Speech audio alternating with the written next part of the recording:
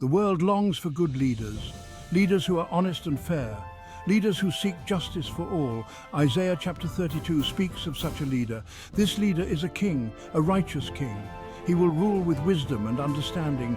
He will judge fairly and protect the weak. This prophecy offers hope to a people weary of injustice. They have seen corruption and greed. They have experienced oppression and violence. But Isaiah promises a different kind of leader. This king will bring peace and righteousness to the land. This prophecy points to a future time of blessing.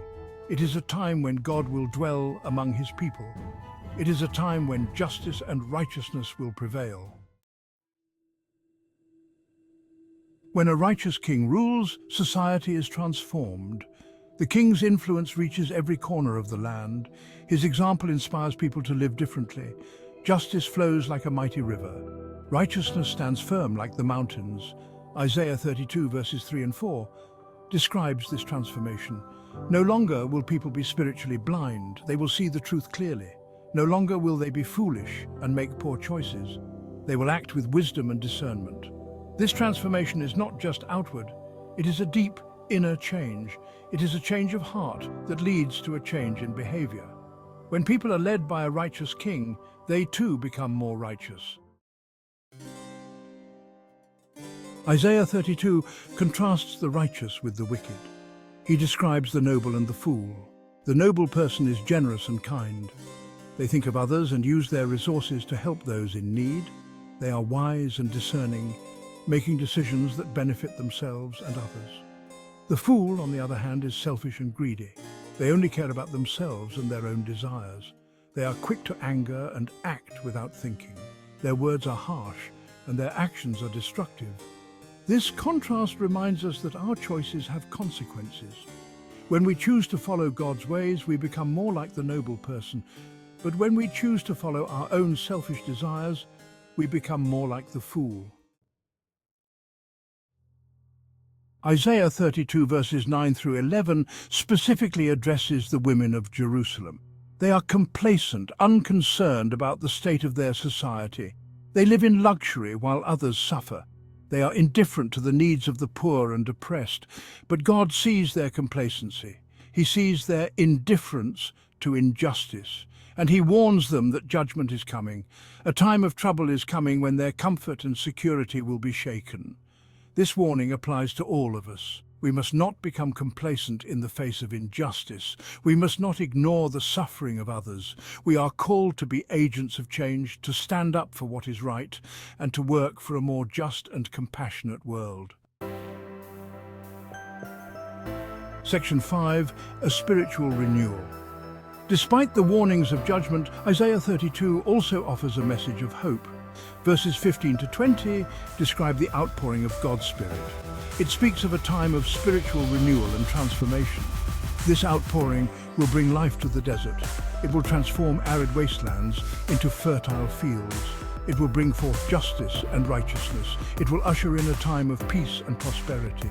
This prophecy reminds us that God can bring life out of even the most desolate circumstances. He can transform our hearts and our world through the power of his Spirit. Section 6. Justice and peace. Isaiah 32 makes a powerful connection between justice and peace. True peace is not simply the absence of conflict, it is the presence of righteousness. It is the fruit of justice. When people are treated fairly and equitably, then true peace can flourish. This connection is essential for us today. We live in a world filled with conflict and division. But Isaiah reminds us that true peace begins with justice. When we work for justice, we are also working for peace. Let us be peacemakers, but let us also be justice seekers. Let us work tirelessly to build a world where all people are treated with dignity and respect. Section 7. A time for courage. The message of Isaiah 32 is both a comfort and a challenge. It is a comfort to know that God desires justice and righteousness. It is a challenge to live out those values in our own lives. We may face opposition and resistance.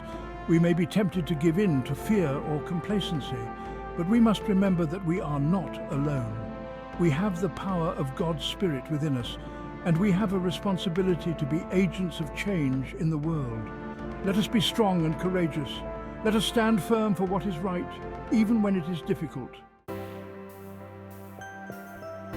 Section 8, the call to action.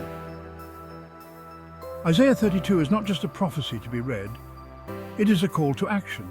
It calls us to examine our own hearts. Are we living in complacency? Are we indifferent to the suffering of others? It calls us to seek justice and righteousness in all that we do. This includes our personal lives, our communities, and our world. We can start by making a difference in our own spheres of influence. Let us be peacemakers. Let us be bridge builders. Let us be champions of justice. Section 9, Personal Renewal. The promise of spiritual renewal in Isaiah 32 is not just for a distant future. It is available to us today. God desires to pour out His Spirit on us. He longs to fill us with His peace and righteousness.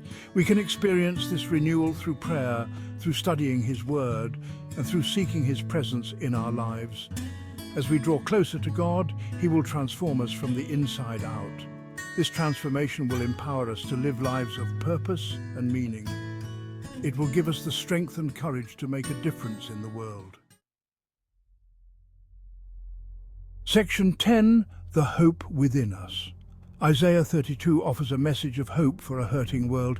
It reminds us that God is still on His throne, He is still in control, and He is still working to bring about His purposes in the world. Let us hold fast to this hope. Let us be instruments of His peace and justice. Let us be the light that shines brightly in a dark world. Even in the darkest of times, God's love and justice will prevail.